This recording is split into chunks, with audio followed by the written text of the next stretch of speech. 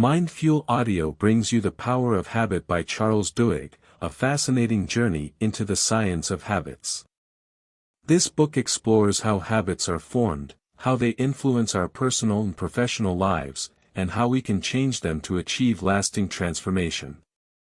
Through engaging stories and actionable insights, it offers the tools to unlock your potential and take control of your daily routines. Let's dive in. Chapter 1: The Habit Loop, How Habits Work. In the opening chapter of The Power of Habit, Charles Duhigg delves into the fundamental mechanics of habits, presenting the concept of the habit loop. This simple yet powerful framework explains how habits operate and why they have such a profound influence on our daily lives. Habits, as Duhigg argues, are the brain's way of conserving energy by automating repetitive tasks. By understanding how the habit loop works, we can learn to recognize, change, and even create new habits to improve our lives. The habit loop: cue, routine, reward. The habit loop consists of three components. Cue, a trigger that initiates the habit. This could be a time of day, an emotional state, or a specific situation. For example, waking up might cue someone to brush their teeth, or feeling stressed might cue the habit of snacking. Routine, the behavior itself, which can be physical, mental, or emotional. This is the action or habit that follows the cue, such as brushing teeth, eating a snack, or checking your phone. Reward, the benefit or satisfaction gained from performing the habit. This reward reinforces the habit's routine, encouraging the brain to repeat it in the future. Duhigg uses the example of a man named Eugene, whose case study provides remarkable insights into the science of habits. Eugene suffered brain damage that left him unable to form new memories, yet he could still develop habits, such as walking around his neighborhood or opening a cupboard for a snack. This demonstrated that habits are formed and stored in a different part of the brain, the basal ganglia, separate from memory and reasoning. Habits, the brain's energy-saving mechanism. The human brain is constantly seeking ways to be more efficient. Habits allow the brain to automate actions, freeing up mental energy for other tasks. For instance, think about learning to drive a car. At first, every movement, pressing the brake, steering, or checking the mirrors, requires conscious effort. Over time, these actions become automatic, requiring little thought. This shift is the result of habit formation. Duhigg emphasizes that habits are not inherently good or bad, they're simply mechanisms. However, their impact on our lives depends on the routines and behaviors they reinforce. Recognizing the cues and rewards tied to a habit is the first step in understanding and potentially changing it. Case study: Pepsodent and the rise of toothbrushing. To illustrate the power of the habit loop, Duhigg recounts the story of Pepsodent, a toothpaste brand that revolutionized oral hygiene in the United States. In the early 1900s, brushing teeth was not a common practice. Pepsodent's marketing campaign, crafted by Claude C. Hopkins, focused on creating a craving. The ads highlighted the cue, the film on teeth, the routine, brushing with Pepsodent, and the reward, a clean, tingling sensation and a beautiful smile. This approach was highly successful. By linking toothbrushing to a specific cue and providing a satisfying reward, Pepsodent turned brushing teeth into a daily habit for millions of people. This case study underscores the importance of identifying and leveraging the components of the habit loop to create lasting behavioral change. The golden opportunity for change. Understanding the habit loop also reveals a critical insight: habits can be changed by altering the routine while keeping the same cue and reward. For example, if stress triggers the habit of snacking, you can replace the routine, eating junk food, with a healthier alternative, such as taking a walk or practicing deep breathing, while still achieving the reward of relaxation or distraction. Duhigg introduces the idea that small changes in habits can have a ripple effect, transforming entire areas of our lives. These keystone habits influence other behaviors, leading to significant, long-term improvements. For example, starting an exercise routine often leads to better eating habits, improved sleep, and increased productivity. The science behind cravings. Another critical aspect of the habit loop is the role of cravings in driving habits. Over time, the brain begins to anticipate the reward even before the routine is performed. This craving creates a neurological desire that fuels the habit. Duhigg shares the story of Julio, a lab monkey, who learned to associate a flashing light, cue, with pressing a lever, routine, to receive juice, reward. As Julio's brain developed a craving for the juice, his habit became stronger and more automatic. This discovery highlights why some habits are so difficult to break. The brain's craving for the reward becomes deeply ingrained. To change a habit, it's essential to address the underlying craving, either by satisfying it in a healthier way or by gradually weakening its hold. Practical applications. The lessons from Chapter 1 of The Power of Habit are immediately actionable. By identifying the cues, routines, and rewards in our daily lives, we can start to take control of our habits. Whether it's building positive habits like exercising or breaking negative ones like procrastination, the habit loop provides a practical framework for understanding and modifying behavior. Duhigg's engaging storytelling and relatable examples make the science of habits accessible and compelling. Chapter 1 sets the stage for a deeper exploration of how habits influence not only individuals but also organizations and societies. The key takeaway is clear: by mastering the habit loop, we can unlock the potential for meaningful and lasting change in our lives. Chapter 2, The Craving Brain, How to Create New Habits. Chapter 2 of The Power of Habit delves into the concept of cravings and their pivotal role in habit formation. Charles Duhigg explains that while the habit loop, cue, routine, reward, provides a structure for understanding habits, it is the craving for the reward that powers the cycle. Cravings serve as the emotional and neurological drive that compels us to repeat certain behaviors. By harnessing this understanding, individuals and organizations can create or reshape habits effectively. Cravings, the heart of habits. The addition of cravings to the habit loop reveals why habits are so powerful and resilient. Cravings generate a neurological desire that motivates us to act. Once a habit forms, the brain begins to anticipate the reward the moment a cue appears. This anticipation triggers a craving that drives the routine. To illustrate this, Duhigg describes a series of experiments involving a monkey named Julio. Initially, Julio was trained to press a lever when he saw a shape on a screen to receive a juice reward. Over time, Julio's brain began to anticipate the juice as soon as he saw the cue. This anticipation created a craving, which strengthened his habit. When the juice was withheld, Julio's frustration revealed the power of the craving driving his behavior. How businesses engineer cravings. Understanding the role of cravings has enabled businesses to shape consumer behavior. Duhigg highlights the story of Febreze, a product originally marketed as an odor eliminator.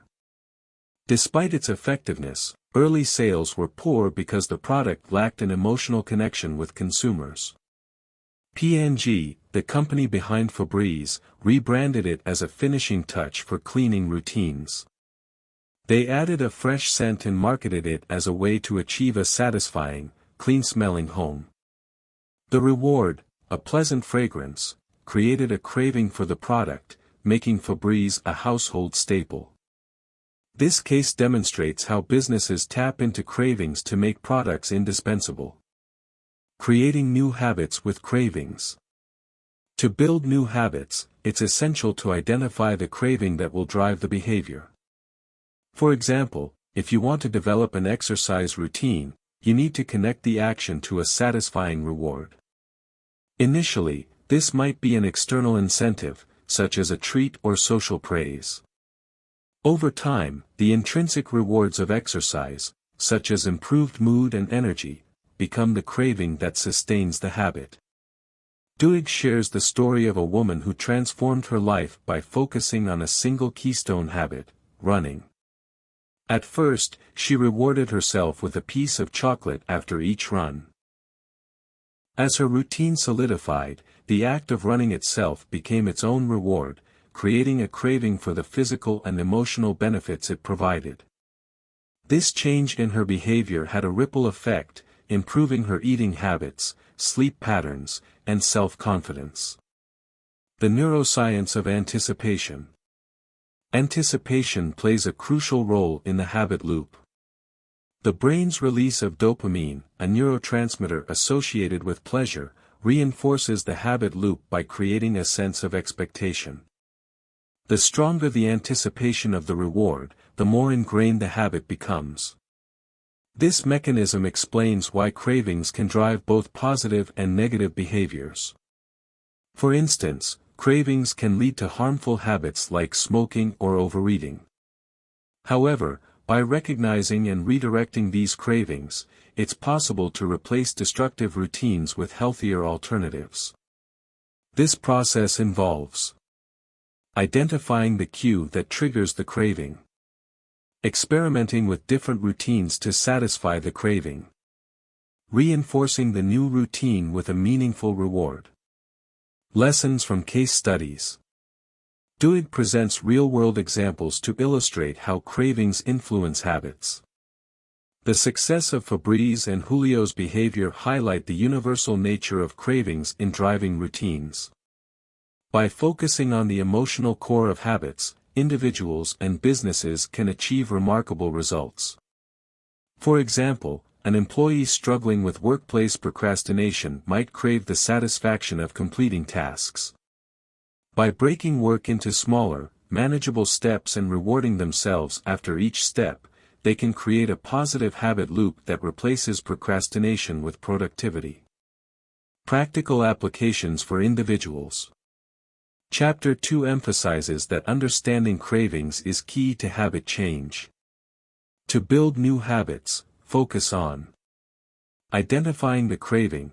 What satisfaction or emotional payoff are you seeking? Testing new routines. Experiment with actions that fulfill the craving in a positive way. Reinforcing the reward. Celebrate small wins to strengthen the new habit. For example, if you want to reduce your reliance on sugary snacks, identify the underlying craving. Perhaps it's a desire for a quick energy boost.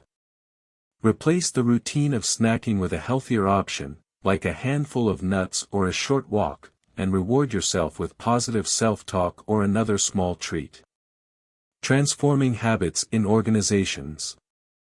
The principles of cravings also apply to group dynamics and organizational change. Companies can encourage employee productivity by linking tasks to meaningful rewards, such as recognition or opportunities for growth. By creating a culture where positive habits are reinforced, organizations can foster long-term success.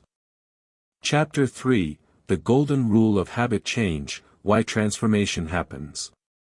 Chapter 3 of The Power of Habit focuses on the Golden Rule of Habit Change, the idea that habits can be changed if you keep the same cue and reward but change the routine. Charles Duhigg explains that while habits are deeply ingrained, they are not unchangeable. By understanding the mechanics of the habit loop and making deliberate adjustments, individuals and organizations can achieve profound transformations. The Golden Rule of Habit Change. At the heart of the Golden Rule is a simple principle: rather than eliminating a habit entirely, it's easier to replace it with a new one. This involves maintaining the same cue and reward but substituting a different routine.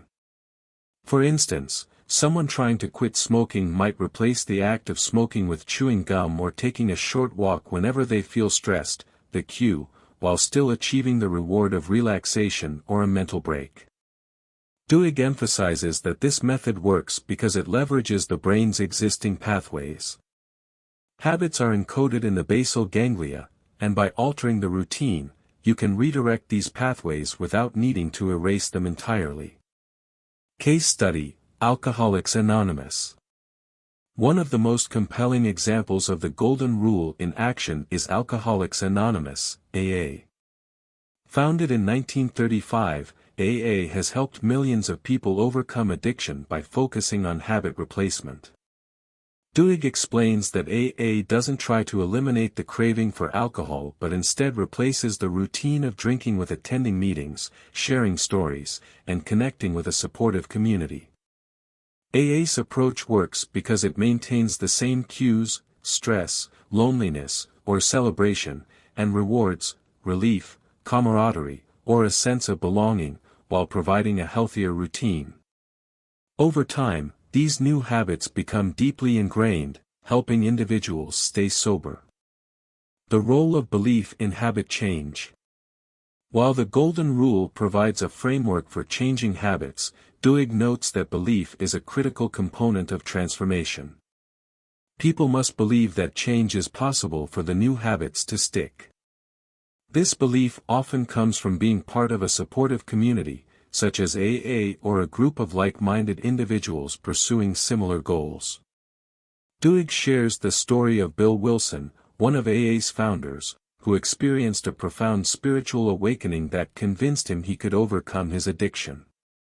This belief became a cornerstone of AA's philosophy, emphasizing the importance of faith in a higher power or in the support of the group.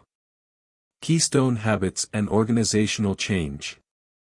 The Golden Rule also applies to organizations, where changing key habits can lead to widespread transformation. Duhigg provides the example of Alcoa, a struggling aluminum company that underwent a remarkable turnaround under the leadership of CEO Paul O'Neill. Instead of focusing on profits, O'Neill prioritized worker safety as a keystone habit. By addressing safety, Alcoa inadvertently improved communication, efficiency, and morale across the organization. This singular focus on safety created a ripple effect, leading to better overall performance and record-breaking profits. The lesson is clear. By identifying and changing keystone habits, organizations can drive significant and lasting change. How to apply the Golden Rule. To use the Golden Rule of habit change in your own life, follow these steps. Identify the habit loop, determine the cue, routine, and reward associated with the habit you want to change. Experiment with new routines, test different behaviors that can replace the old routine while still providing the same reward. Commit to belief, foster a belief in your ability to change, whether through self-confidence, faith, or support from others. Find a supportive community, surround yourself with people who reinforce your new habits and share your goals. For example, if you want to stop procrastinating, identify the cue, boredom or anxiety, replace the routine, scrolling social media, with a productive action, working on a small, manageable task, and ensure the reward, a sense of accomplishment, remains intact. The science of relapse and recovery. Duhigg acknowledges that habit change is not always a linear process. Relapse is common, but understanding the habit loop can help individuals recover more quickly. By analyzing what went wrong, such as failing to recognize a cue or losing sight of the reward, you can refine your approach and strengthen your new habits over time. Chapter 4: The Habits of Successful Organizations, How Habits Make or Break Companies. Chapter 4 of The Power of Habit takes a deeper dive into how habits operate on an organizational level. Charles Duhigg explores the critical role that routines and habits play in shaping the success or failure of companies. Through captivating stories and detailed analysis, the chapter illustrates how identifying and altering organizational habits can transform businesses and create a powerful competitive edge. The power of organizational habits. Organizational habits are the routines and patterns that govern how work gets done.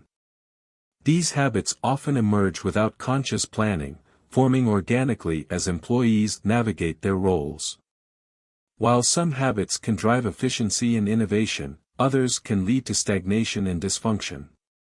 Duhigg highlights the importance of identifying keystone habits within organizations.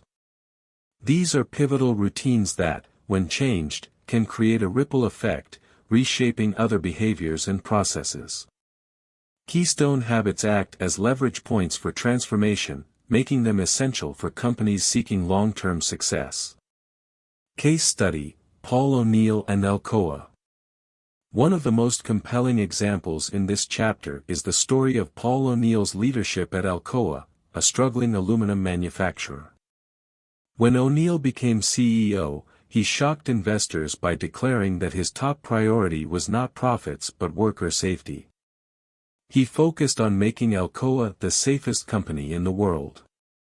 By zeroing in on safety, a keystone habit, O'Neill triggered changes throughout the organization. Improved safety protocols led to better communication, streamlined processes, and higher employee morale. As a result, Alcoa experienced record-breaking profits, proving that addressing core habits can drive extraordinary outcomes. Identifying and changing organizational habits. Duhigg outlines a systematic approach to identifying and altering organizational habits. Spot the keystone habits. Look for routines that have a disproportionate impact on the company's overall performance. Understand the habit loop, break down the cue, routine, and reward driving the behavior. Introduce new routines, replace old routines with new behaviors that align with organizational goals. Leverage leadership. Effective leaders act as catalysts for change by setting an example and reinforcing new habits. Case study: Starbucks and employee empowerment. Starbucks provides another fascinating example of habit-driven success. The company's commitment to employee training focuses on instilling habits that enable workers to handle stressful situations with poise and professionalism. By teaching routines like taking a deep breath or following a specific protocol during customer interactions, Starbucks equips employees to deliver consistent, high-quality service. This focus on habits not only improves customer satisfaction but also fosters a culture of resilience and problem-solving within the organization.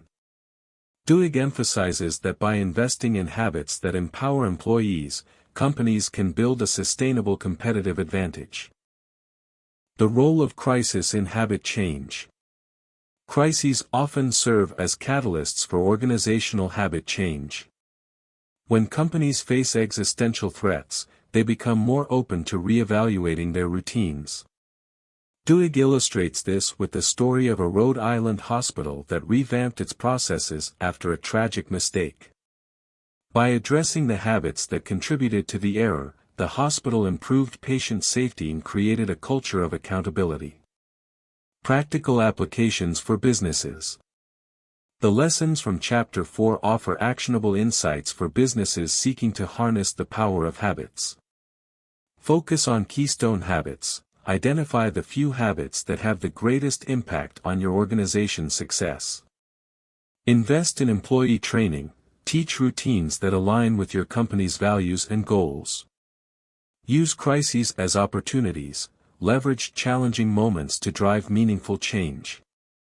Reinforce new habits. Continuously support and reward behaviors that contribute to the desired outcomes. Chapter 5: The Habits of Societies, How Movements Happen. Chapter 5 of The Power of Habit delves into how habits influence entire societies and drive large-scale movements. Charles Duhigg explores the dynamics of social habits, demonstrating how collective routines and behaviors can bring about significant cultural and societal changes. The chapter reveals how small changes in individual habits can escalate into widespread transformations when combined with the power of social networks and shared values. The role of social habits in movements. Duhigg introduces the concept of social habits, which are the routines and behaviors shared by groups of people. These habits often arise from peer influence and communal norms. Social habits play a crucial role in creating movements by fostering a sense of unity and shared purpose. When individuals adopt a behavior because others in their network do the same, the habit spreads and becomes ingrained within the community. The Montgomery bus boycott, a case study. One of the most compelling examples in this chapter is the Montgomery bus boycott, a pivotal event in the American civil rights movement. The boycott began when Rosa Parks refused to give up her seat on a segregated bus. While Parks' act of defiance was a critical spark, the success of the movement hinged on the social habits that followed. Duhigg explains that the boycott succeeded because of the tight-knit community networks in Montgomery. Leaders like Martin Luther King Jr. mobilized these networks, creating a shared identity among participants. The movement's success relied on the existing relationships and trust within these communities, which helped sustain the boycott for over a year. The three components of societal change. Duhigg outlines three key components that drive societal change. The strong ties of friendship. Movements often begin with close relationships. Friends and family members influence one another to adopt new habits or join causes, creating a core group of committed individuals. The weak ties of social networks. Broader social connections help spread the movement beyond the initial group. These weaker ties, such as acquaintances and colleagues, act as bridges that connect different communities. The power of peer pressure. Once a critical mass of people adopts a behavior, social pressure motivates others to conform. This creates a snowball effect, turning a small movement into a widespread phenomenon. Social habits and the role of leadership. Effective leaders play a crucial role in shaping and reinforcing social habits. Duhigg highlights the importance of framing the movement in a way that aligns with the values and identities of the participants. Leaders like Martin Luther King Jr. inspired individuals by appealing to their sense of justice and shared purpose, making the movement feel personal and urgent. Duhigg also discusses how leaders maintain momentum by creating new routines and reinforcing commitment. For example, during the Montgomery bus boycott, organizers established carpool systems and community meetings to sustain participation. These new habits replaced old routines, ensuring that the movement continued to grow. The power of identity. Identity is a powerful driver of social habits. When people identify with a movement, they are more likely to adopt the behaviors and routines associated with it. Duhigg explains that successful movements create a shared sense of identity, making participants feel like they are part of something greater than themselves. This sense of identity not only motivates individuals to take action but also helps them endure challenges and setbacks. During the civil rights movement, participants' shared identity as fighters for equality gave them the strength to persevere despite adversity. Lessons for modern movements. The insights from Chapter 5 offer valuable lessons for anyone seeking to drive societal change. Build strong networks, foster close relationships and leverage existing communities to create a foundation for the movement. Expand through weak ties. Use social networks to spread the message and connect with diverse groups.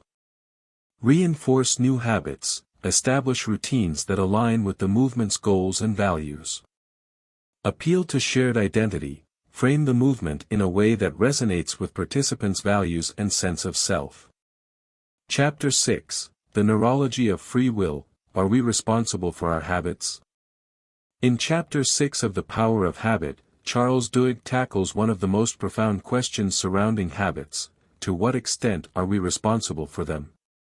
The chapter delves into the interplay between free will and automatic behaviors, exploring the neurological underpinnings of habits and the implications for personal accountability. Through compelling narratives and scientific insights, Duhigg examines the circumstances under which habits govern our actions and when we can choose to change them. The case of Brian Thomas. Duhigg begins with the story of Brian Thomas, a man who killed his wife in his sleep while experiencing a night terror. The case is a harrowing example of how deeply ingrained habits and automatic behaviors can override conscious decision-making. In court, Thomas's defense hinged on the argument that his actions were not voluntary, they were the result of unconscious neurological processes. The case raises questions about the boundary between habitual behavior and intentional action. While habits allow us to perform tasks without constant deliberation, they can also lead to actions we may not fully control or even comprehend. The neurological basis of habits. Duhigg revisits the habit loop, cue, routine, reward, to explain how habits are formed and maintained in the brain. He emphasizes the role of the basal ganglia, a part of the brain that stores habitual behaviors. Once a habit is established, the brain shifts into autopilot mode, allowing us to focus our mental energy on other tasks. However, Duhigg also highlights the brain's capacity for change. The prefrontal cortex, responsible for decision-making and self-control, can intervene in the habit loop. This ability to override automatic behaviors underscores the role of free will in habit change. While habits may feel automatic, we retain the power to recognize and modify them. The ethics of habit formation. The chapter explores the ethical implications of habit manipulation, particularly in marketing and behavioral conditioning. Duhigg discusses how companies exploit habits to influence consumer behavior, often without their awareness. For instance, retailers like Target use data analysis to predict customers' shopping habits and tailor advertisements accordingly. While these practices can be beneficial, they also raise concerns about autonomy and consent. Duhigg argues that understanding the mechanisms of habits empowers individuals to reclaim control. By recognizing the cues and rewards driving their routines, people can make conscious choices about their behaviors. This awareness shifts the responsibility for habits from external forces to the individual. Habits and addiction. The chapter also examines the relationship between habits and addiction, drawing on the story of a man named Eugene who struggled with compulsive gambling. Duhigg explains that addiction hijacks the habit loop by creating powerful cravings that override rational decision-making. While addiction involves neurological changes, it is not entirely beyond an individual's control. Duhigg introduces the concept of the golden rule of habit change. To change a habit, you must keep the cue and reward but replace the routine. This principle has been effective in addiction recovery programs like Alcoholics Anonymous, which help individuals substitute destructive routines with healthier alternatives. Legal and moral accountability. A significant portion of the chapter addresses the question of accountability. Are individuals responsible for actions driven by habits? Duhigg argues that while habits can feel automatic, people are ultimately accountable for their behaviors, especially when they have the tools and knowledge to change them. He cites examples of legal cases where habitual behavior was used as a defense, emphasizing the importance of distinguishing between involuntary actions and those that can be consciously controlled.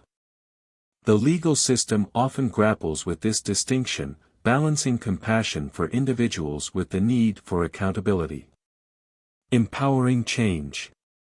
The chapter concludes with a message of hope and empowerment. While habits can be powerful and deeply ingrained, they are not immutable. By understanding the habit loop and leveraging the brain's capacity for change, individuals can take control of their behaviors and reshape their lives. Duhigg encourages readers to view habits not as constraints but as opportunities for growth.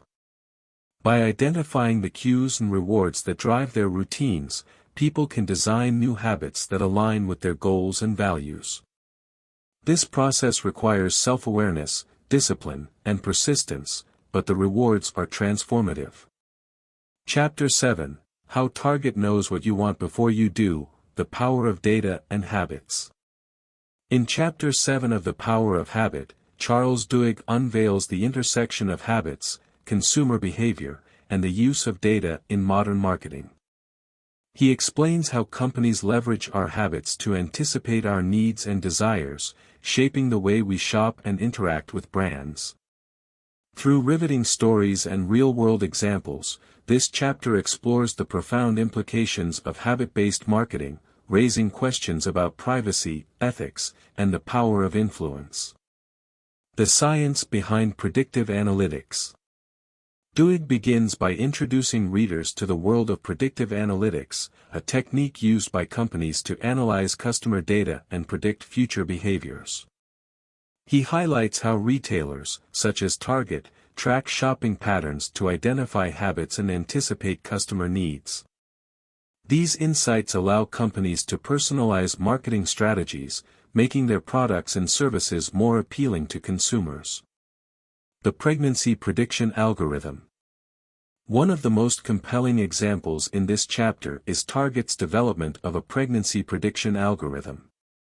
By analyzing purchase histories, Target's data scientists discovered that certain buying patterns, such as purchasing unscented lotion or vitamins, often indicated that a customer was expecting a baby. This insight allowed Target to predict pregnancies and send targeted advertisements to customers, sometimes even before they had publicly announced their news. Duhigg shares a striking story about a father who discovered his teenage daughter's pregnancy through Target's marketing. While the accuracy of the algorithm was impressive, the incident sparked debates about the ethical implications of such intrusive marketing practices. Habits and brand loyalty. The chapter delves into the role of habits in fostering brand loyalty. Duhigg explains that companies aim to insert themselves into customers' habit loops by associating their products with specific cues and rewards. For instance, Target's strategy involved not only predicting customer needs but also creating a shopping environment that reinforced habitual purchases. By embedding themselves into the routines of consumers, brands build loyalty and increase the likelihood of repeat purchases. This strategy underscores the immense power of habits in shaping consumer behavior and driving business success. The ethical dilemma of habit-based marketing. Duhigg does not shy away from addressing the ethical concerns surrounding habit-based marketing. He explores the fine line between personalization and manipulation, questioning whether companies have the right to exploit customer data for profit. While predictive analytics can enhance convenience and improve customer experiences, it also raises concerns about privacy and consent. The chapter emphasizes the importance of transparency and ethical considerations in data-driven marketing. Duhigg argues that while companies have the ability to shape habits, they also have a responsibility to use this power responsibly and respect consumer autonomy. Lessons for consumers. While much of the chapter focuses on the strategies employed by companies, Duhigg also provides valuable insights for consumers. By understanding how habits influence their decisions, individuals can become more mindful of their shopping behaviors and make intentional choices. Duhigg encourages readers to take control of their habit loops by identifying cues and rewards, recognize the triggers and payoffs that drive shopping habits. Evaluating routines, question whether habitual purchases align with personal values and goals. Seeking transparency, demand accountability and transparency from companies regarding their use of data. Broader implications of habit-based strategies. Beyond individual consumer behavior, Duhigg explores the broader societal implications of habit-based strategies. He highlights how these techniques are used in various industries, from healthcare to politics, to influence public opinion and drive change. The ability to predict and shape habits has far-reaching consequences, making it essential to understand and navigate these forces. Chapter 8, Saddleback Church and the Montgomery Bus Boycott, The Power of Social Habits. In Chapter 8 of The Power of Habit, Charles Duhigg explores the transformative power of social habits and their ability to drive widespread change. By weaving together the stories of Saddleback Church and the Montgomery bus boycott, Duhigg demonstrates how small social habits can snowball into movements that redefine communities and societies. This chapter highlights the critical role of peer pressure, social networks, and shared identity in habit formation and collective action. The social fabric of Saddleback Church. Duhigg begins with the story of Saddleback Church, a megachurch in Southern California founded by Rick Warren. From humble beginnings, Saddleback grew into one of the largest and most influential churches in America. Duhigg attributes much of its success to Warren's focus on building social habits that foster a sense of belonging and community. Warren understood that people are more likely to stay committed to an organization when they form personal connections. He encouraged new members to join small groups, which became the backbone of the church. These groups provided a space for individuals to share their experiences, support one another, and develop routines centered around their faith. Over time, these small social habits created a culture of engagement and loyalty that sustained Saddleback's growth. The key takeaway is that social habits thrive when they are built around relationships.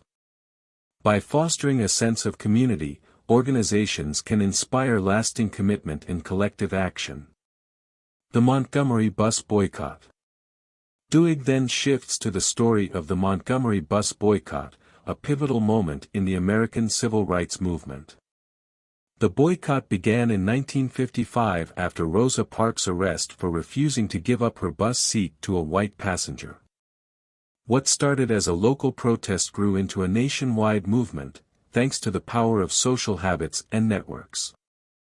The success of the boycott can be traced to three key factors. Strong ties, close-knit relationships within the African American community ensured widespread participation. Churches, schools, and social groups provided a foundation for organizing and mobilizing individuals. Weak ties, connections with outside allies, such as sympathetic white citizens and national civil rights organizations, amplified the movement's reach and impact. Shared identity. The boycott fostered a collective sense of purpose and identity.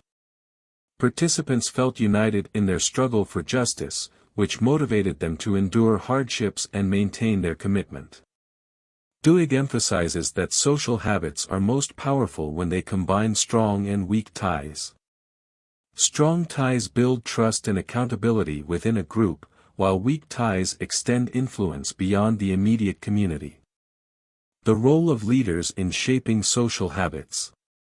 Both Rick Warren and Martin Luther King Jr. played crucial roles in shaping the social habits that drove their respective movements.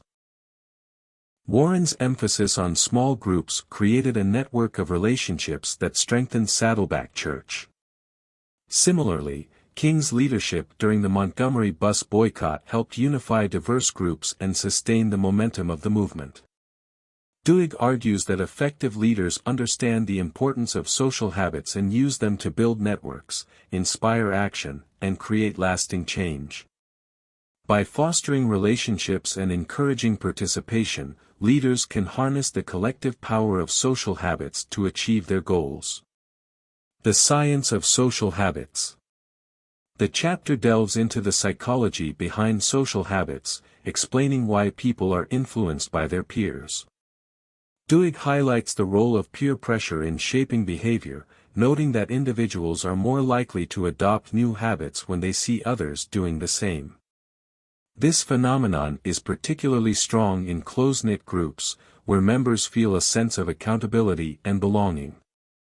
Duhigg also explores the concept of social proof, which refers to the tendency to follow the actions of others in uncertain situations. Social proof reinforces habits by providing validation and encouragement, making it a powerful tool for driving collective action. Lessons for organizations and movements. Chapter 8 offers valuable insights for anyone looking to create or sustain a movement. Duhigg outlines several strategies for leveraging social habits. Build relationships, foster connections within groups to create a sense of belonging and accountability. Leverage peer pressure, use social influence to encourage participation and reinforce positive habits. Create shared identity, unite individuals around a common purpose or goal to strengthen commitment and motivation. Combine strong and weak ties, use close relationships to build trust and external connections to amplify impact. These principles apply not only to social movements but also to businesses, schools, and other organizations seeking to inspire change.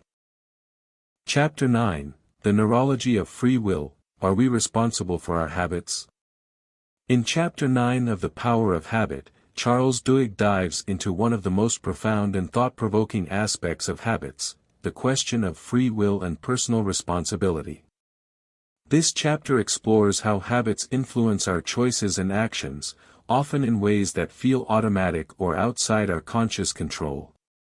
However, it also reveals that understanding our habits can empower us to take responsibility for them, changing even deeply ingrained behaviors. The case of Brian Thomas, a sleepwalker's crime. Duhigg begins with the chilling story of Brian Thomas, a man who killed his wife while sleepwalking. Thomas's tragic case highlights the intersection of neurology, habits, and moral responsibility. During the trial, medical experts testified that Thomas's actions were driven by unconscious neurological processes, not deliberate intent. He was eventually acquitted, but his story raises an essential question: if habits operate below the level of conscious thought, are we truly responsible for them? The neurology of habits. To answer this question, Duhigg examines the neurological basis of habits. He explains that habits are governed by the basal ganglia, a part of the brain that takes over routine tasks to free up mental energy for more complex decisions. While this automation is beneficial in many ways, it also means that habitual actions often occur without conscious awareness. However, Duhigg emphasizes that habits are not immutable. The brain's neuroplasticity allows us to reshape habits through deliberate effort and practice. This ability to change habits is a critical aspect of personal responsibility, as it shows that while habits may form unconsciously, they can be altered consciously. The role of awareness in habit change. Duhigg argues that awareness is the first step in taking responsibility for habits. By identifying the cues, routines, and rewards that drive a habit loop, individuals can begin to disrupt unwanted behaviors and replace them with healthier alternatives. This process requires effort and intentionality but is ultimately within everyone's reach. For example, a smoker trying to quit must first recognize the triggers that prompt them to light a cigarette. By substituting a new routine, such as chewing gum or taking a walk, and reinforcing it with a meaningful reward, they can gradually rewire their habit loop. The limits of free will. While habits can be changed, Duhigg acknowledges that some behaviors may be more challenging to control due to genetic, environmental, or psychological factors. Addiction, for instance, often involves deeply entrenched habit loops that are reinforced by powerful neurological and emotional cravings. Breaking these cycles requires more than just willpower. It often involves external support, therapy, and systemic changes. Duhigg uses the story of Angie Bachman, a woman who fell into compulsive gambling, to illustrate this point. Bachman's gambling habit spiraled out of control, leading to financial ruin and strained relationships. While she initially felt powerless against her addiction, Bachman eventually recognized her habit loops and sought help to regain control of her life. Moral responsibility and habit change. The chapter concludes by addressing the ethical and moral dimensions of habits. Duhigg asserts that while habits often operate automatically, individuals still bear responsibility for their actions once they become aware of their patterns. This responsibility extends to organizations and institutions, which have a duty to design environments that promote positive habits rather than exploit harmful ones. For example, Casinos that encourage gambling addictions or fast food chains that capitalize on unhealthy eating habits must be held accountable for their role in reinforcing destructive behaviors. Similarly, individuals must take ownership of their habits and work toward making choices that align with their values and goals. Practical takeaways. Recognize habit loops. Awareness of cues, routines, and rewards is the first step toward breaking unwanted habits. Replace, don't eliminate. Instead of trying to suppress a habit, substitute it with a healthier routine that satisfies the same craving. Seek support. Changing deeply ingrained habits often requires external help, whether through therapy, support groups, or accountability partners. Embrace responsibility. While habits may form unconsciously, individuals have the power to change them and must take responsibility for doing so. The 4-Hour Body by Tim Ferriss offers a practical and experimental approach to optimizing health, fitness, and lifestyle. Its key principles include leveraging the minimum effective dose, focusing on measurable results, and embracing a self-experimentation mindset. For your YouTube channel, Mind Fuel Audio, which delivers motivational and intellectual content through audiobooks, this book aligns perfectly with your audience's thirst for actionable insights and self-improvement. By blending the book's transformative strategies with your channel's format, you can create compelling episodes that distill Ferriss's core ideas, such as rapid fat loss, improved sleep, and efficient workouts. These topics can inspire your audience to adopt small, impactful changes for a better quality of life, presented in a clear, motivational, and auditory style that resonates with your existing theme.